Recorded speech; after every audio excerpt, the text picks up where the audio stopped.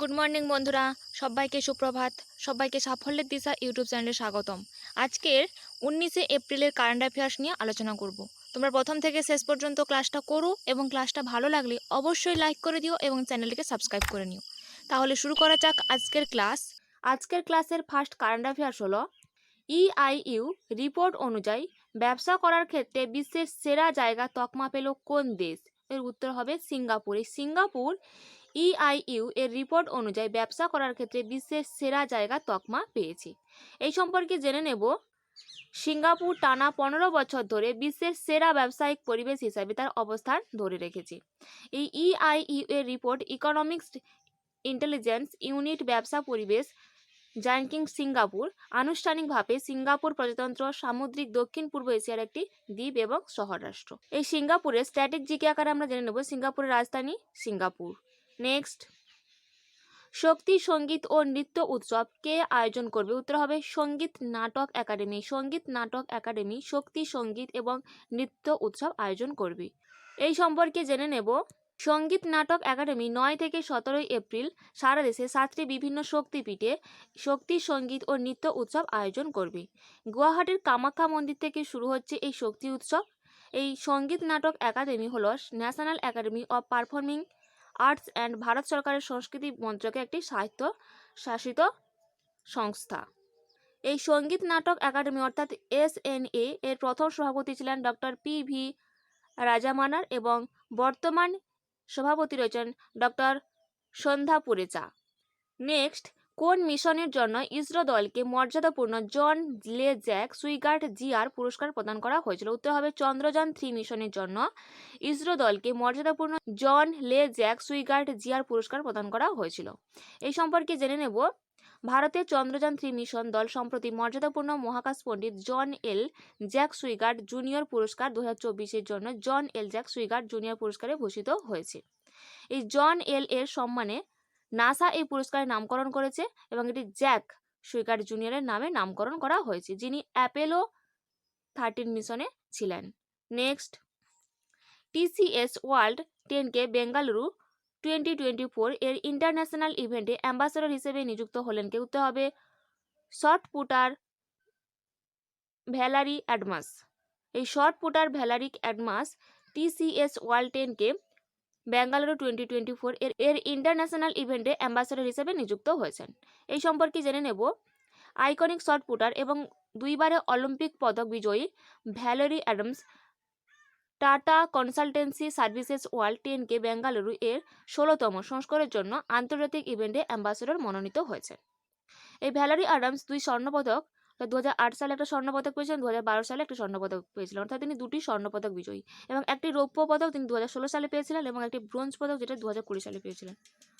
এই অ্যাডামস 4বার বিশ্ব চ্যাম্পিয়ন এবং 4বার ওয়ার্ল্ড ইনডোর চ্যাম্পিয়ন এবং 3বার কমনওয়েলথ গেমস বিজয়ী এবং 3বার কমনওয়েলথ গেমস বিজয়ী।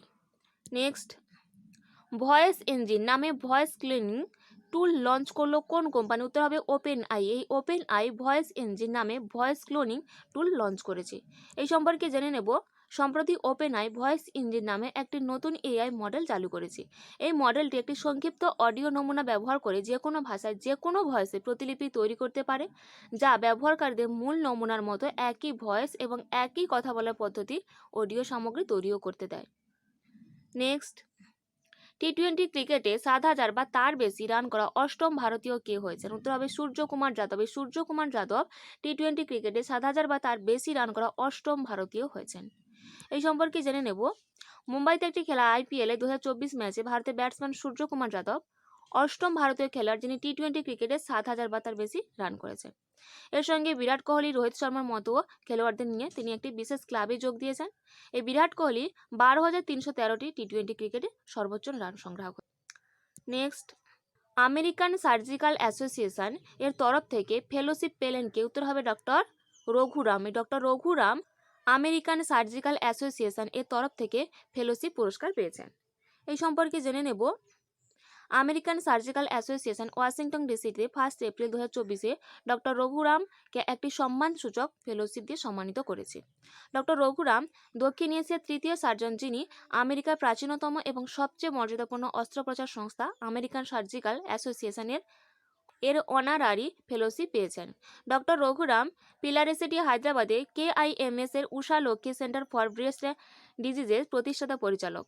এই ডক্টর রঘুরাম এশিয়া প্যাসিফিক অঞ্চলে একজন বিখ্যাত সার্জনও ছিলেন।